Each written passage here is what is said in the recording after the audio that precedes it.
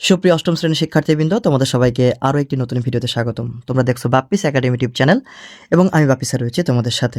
সুপ্রিয় শিক্ষার্থীবৃন্দ, আজকের এই ভিডিওতে তোমাদের সাথে আলোচনা করব তোমাদের ইংরেজি বইয়ের খুবই গুরুত্বপূর্ণ একটি লেসন বা প্যাসেজ সেটি নিয়ে। তো এটি নিয়ে আলোচনা করব। তোমাদের এটি রয়েছে ইউনিট 1 লেসন 4-এর ভেতরে। এটা তোমরা পেয়ে যাবে। তোমরা যদি যারা তোমাদের অ্যাডভান্স বই তোমাদের যাদের রয়েছে গাইড বই, তারা কিন্তু এটা তোমাদের মডেল কোশ্চেনের 4 এটা পেয়ে যাবে। তো এই প্যাসেজটি মূলত কী সম্পর্কে? এই প্যাসেজটি মূলত হচ্ছে আমাদের বাংলাদেশের কুইজিন, যেটাকে বলা হয় হচ্ছে রন্ধন শিল্প। বাংলাদেশি কুইজিন শব্দের অর্থ বাংলাদেশের রন্ধন শিল্প বা রন্ধন প্রণালীটা কেমন, সেই সম্পর্কিত বিষয় নিয়ে আলোচনা করা হয়েছে। এখানে পান্তা ভাত বা আমাদের প্রধান খাদ্য কী, আমরা উৎসবে কী খাই, আমাদের প্রধান খাদ্য কী, হ্যাঁ, আমাদের কত ধরনের মাছ পাওয়া যায় ইত্যাদি বিষয় সম্পর্কিত, আমাদের মহিলারা কী ধরনের মিষ্টি তারা তৈরি করে ইত্যাদি বিষয় সম্পর্কিত এই প্যাসেজটাতে বলা রয়েছে। তো আমি তোমাদের সুন্দরভাবে সহজভাবে এই প্যাসেজটা পড়িয়ে দিব। তো এর মাঝে তোমরা যারা এখন আমার চ্যানেলটি সাবস্ক্রাইব করোনি, চ্যানেলটি অবশ্যই সাবস্ক্রাইব করে নিবা এবং পাশে থাকা বেল আইকনটি অন করে দিবা, কারণ তোমরা এরকম নিত্য নতুন ভিডিও কিন্তু পেতে যাচ্ছ।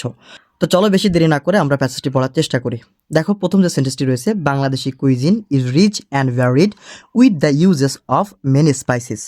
অর্থাৎ অনেক মশলার ব্যবহারের কারণে বাংলাদেশের রন্ধন প্রণালী বেশ সমৃদ্ধ এবং ভিন্নতর।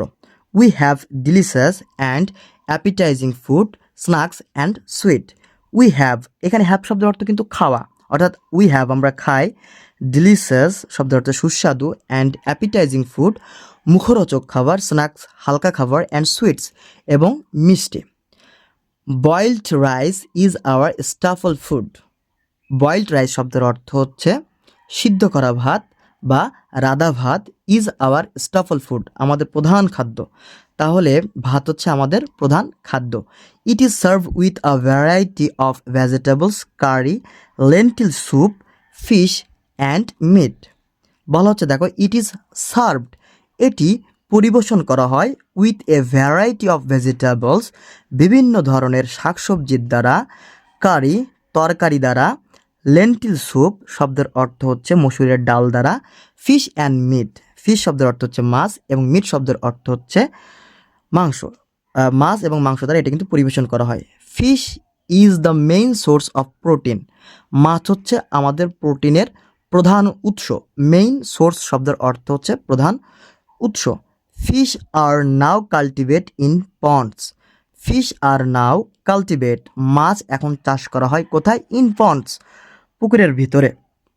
অলসো উই হ্যাভ, এছাড়া আমাদের রয়েছে ফ্রেশ ওয়াটার ফিশ বা বিশুদ্ধ পানির মাছ, যেটাকে আমরা বলি মিঠা পানির মাছ, in the lake and rivers. লেকে এবং নদীতে আমাদের মিঠা পানির মাছও রয়েছে। More than 40 types of fish, অর্থাৎ 40 টাইপস মানে প্রকার, 40 প্রকারের উপরে, মোর দ্যান মানে তারও বেশি, মোর দ্যান 40 টাইপস অফ ফিশ অর্থাৎ 40 রকমের বেশি বা ঊর্ধ্বে ফিশ আর কমন, আমাদের এখানে খুবই সাধারণ 40 রকমের মাছ দেখা যায়, সেটা বলা হচ্ছে। সাম অফ দেম আর, তাদের ভেতরেরগুলোর রয়েছে কার্প, রুই, কাতলা, মাগুর, চিংড়ি। এই মাছগুলো কি আমাদের এই যে 40 প্রকার যে কমন মাছ রয়েছে এগুলো কিন্তু এখানে পাওয়া যায়। তারপরে দেখো, শুটকি অর ড্রাইড ফিশ। শুটকি, যেটাকে আমরা ড্রাইড ফিশ বলবো। শুটকি তোমরা তো জানোই যে শুটকি মাছটা আসলে কেমন, যে মাছটা যখন কি করা হয়, মাছটা যখন রোদে শুকিয়ে একেবারেই শক্ত করা হয় সেটাকে আমরা শুটকি বলি, এবং যেটাকে আমরা ড্রাইড ফিশ বা শুকনো মাছ যেটাকে বলি। আর পপুলার, তো আমাদের এখানে কি শুটকি মাছও কিন্তু খুব জনপ্রিয়। হিলিশা বা ilish is very popular among the people of Bangladesh. বাংলাদেশের মানুষদের মধ্যে ইলিশ মাছ খুবই জনপ্রিয়। ভেরি পপুলার শব্দের অর্থ হচ্ছে খুবই জনপ্রিয়। Among the people of Bangladesh, among শব্দের অর্থ হচ্ছে মধ্যে। যখন এক দুইয়ের অধিক ব্যক্তির ভেতরে কোনো কিছু প্রিয় হয় তখন আমরা প্রিপজিশন হিসেবে অ্যামং ব্যবহার করি। এই ব্যাপারটা তোমরা একটু জেনে নিবে। তারপরে দেখো, panta ilish is a traditional platter of panta bhat. বলা হচ্ছে পান্তা ভাতের ঐতিহ্যবাহী খাবার হচ্ছে পান্তা ইলিশ। পান্তা ভাতের ঐতিহ্যবাহী খাবার হচ্ছে পান্তা ইলিশ। It is steamed rice soaked in water. এটা কি করা হয়? স্টিমেট করা হয়। রাইস শক, শক মানে হচ্ছে ভেজানোটা জানো, ইন ওয়াটার এটা হচ্ছে পানিতে ভিজিয়ে রাখা হয়। অ্যান্ড সার্ভ পরিবেশন করা হয় with a fried hilsa slice, অর্থাৎ ওই যে তোমার ইলিশ মাছের যে পিস রয়েছে ওই ইলিশ মাছের ভাজা ইলিশ মাছের পিস দ্বারা কিন্তু এটি সার্ভ করা হয়। অফেন প্রায় টুগেদার উইথ ড্রাইড ফিশ, এবং সাথে শুটকি মাছও দিয়ে দেয় অনেকেই। তারপর বলছে কি বলছো, পিকলস। এখানে পিকলস শব্দের অর্থ কি? আচার। অ্যান্ড লেন্টিল স্যুপ আগেই বলেছি, এটা হচ্ছে তোমাদের ডাল। অ্যান্ড গ্রিন চিলিস, এই যে গ্রিন চিলিস হচ্ছে কাঁচা মরিচ অ্যান্ড অনিয়ন এবং হচ্ছে পেঁয়াজ দ্বারা এটা পরিবেশন করা হয়। It is a popular dish on the Pohela Boishakh. এটি হচ্ছে পয়লা বৈশাখের একটি জনপ্রিয় ডিশ। ডিশ শব্দের অর্থ বলতে রকম, মানে এটা খুব সার্ভ করা হয়। দ্য পিপল অফ বাংলাদেশ, বাংলাদেশের লোকজন বা বাংলাদেশের জনগণ are very fond of sweet. তারা কি করে, মিষ্টি অনেক পছন্দ করে। ফন্ড অফ মানে কোনো কিছুর প্রতি অনুরাগ থাকা, পছন্দ হওয়া, ভালো লাগা ইত্যাদির ক্ষেত্রে আমরা প্রিপোজিশনাল মানে অ্যাপ্রোপ্রিয়েট প্রিপোজিশন যেটাকে বলা হয় ফন্ড অফ, এটা আমরা ব্যবহার করে থাকি। অলমোস্ট অল বাংলাদেশিস উমেন, প্রায় সকল বাংলাদেশি মহিলারা প্রিপেয়ার তৈরি করে সাম ট্র্যাডিশনাল সুইটস, কিছু ঐতিহ্যবাহী মিষ্টি, যেমন পিঠা। এ টাইপস অফ সুইট, পিঠা হচ্ছে এমন এক ধরনের মিষ্টি। এ টাইপস অফ সুইট শব্দের অর্থ হচ্ছে এমন এক ধরনের মিষ্টি, মেড ফ্রম তৈরি করা হয়, ফ্রম রাইস ফ্লাওয়ার অর্থাৎ চালের গুঁড়া থেকে, সুগার সিরাপ এবং কি বলা হয় তোমার চিনির যে চিনি যে সিরাপ বা চিনি সিরাপ, এটা বলা ঠিক হবে না, এটা আমাদেরকে বলতে হবে, এটা কি বলে তোমরা বলো, চিনির শিরা, চিনির শিরা। অ্যান্ড মোলাসেস শব্দের অর্থ হচ্ছে গুড়, অ্যান্ড সামটাইমস মিল্ক এবং মাঝে মাঝে আমরা কী ব্যবহার করি, দুধ ব্যবহার করি। ইজ আর ট্র্যাডিশনাল ফুড, এটি হচ্ছে একটি ঐতিহ্যবাহী খাবার, loved by the entire population অর্থাৎ সমস্ত জনগণ, পপুলেশন সমস্ত জনগণ কিন্তু এটা খুব পছন্দ করে।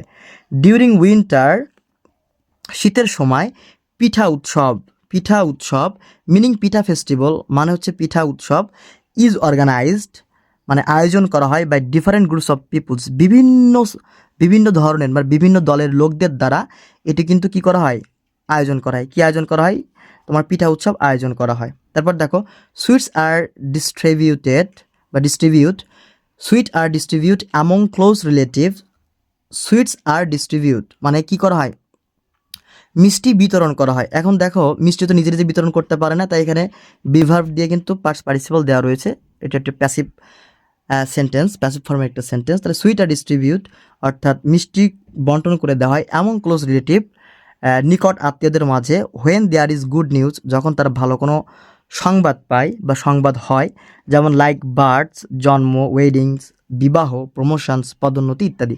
অর্থাৎ বাংলাদেশের লোকজন তার নিকট আত্মীয়দের কাছে যে মিষ্টিগুলো বিতরণ করে কখন, যখন কেউ জন্মগ্রহণ করে, কারো বিয়ে হয়, কেউ প্রমোশন পায়। এছাড়া আরও অনেক কাজে কিন্তু আমরা মিষ্টি বিতরণ করতে দেখি, যেমন মৃত্যুবার্ষিকীতে, তারপর হচ্ছে যদি কেউ কারোর বাসায় বেড়াতে আসে ইত্যাদি ক্ষেত্রে কিন্তু আমরা মিষ্টির ব্যবহার কিন্তু আমরা দেখতে পাই।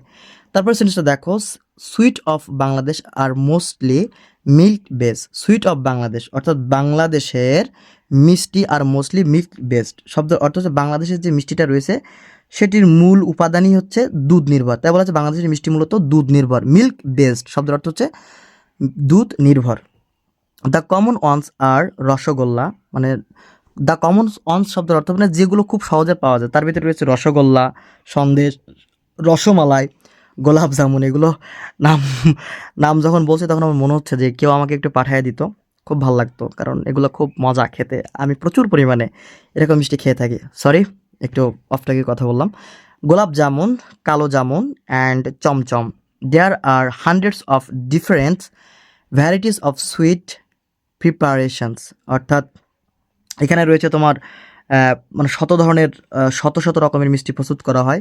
Sweets are there for an important part of the day to day life of Bangladeshis people. বলা হচ্ছে তাই মিষ্টি বাংলাদেশি মানুষের প্রত্যেক জীবনের একটি গুরুত্বপূর্ণ অংশ। তো এটা হচ্ছে তোমাদের প্যাসেজ, যে প্যাসেজটা তোমাদের আজকে পড়িয়ে দিলাম। এরপরে তোমাদের যে সলভিং রয়েছে সেগুলো আমি কিন্তু তোমাদের করিয়ে দিব যদি তোমরা কমেন্ট বক্সে চাও। তো তোমাদের কঠিন যাদের মনে হতে পারে এই প্যাসেজটা আর একটু কঠিন মনে হচ্ছে, তোমরা আরেকবার ভিডিওটা দেখো, দেখলে এটা তোমাদের কাছে একদম সহজ মনে হবে বলে আশা করছি। তো এই ছিল আজকের ভিডিও। তোমরা যারা এখনও আমার চ্যানেলটি সাবস্ক্রাইব করেনি, চ্যানেলটি সাবস্ক্রাইব করে নিবা, পাশে থাকা বেল আইকনটি অন করে দিবা, আর অবশ্যই আমাকে সাপোর্ট করবা এবং তোমার ভালো লাগলো কি খারাপ লাগলো সেটি তোমরা অবশ্যই কমেন্টে জানিয়ে দিবা। তো তোমাদের সকলের জন্য ভরপুর দোয়া। ভালো থাকো, সুস্থ থাকো, দেখা হবে খুব তাড়াতাড়ি অন্য কোনো ভিডিওতে। টাটা, বাই বাই, আসসালামু আলাইকুম।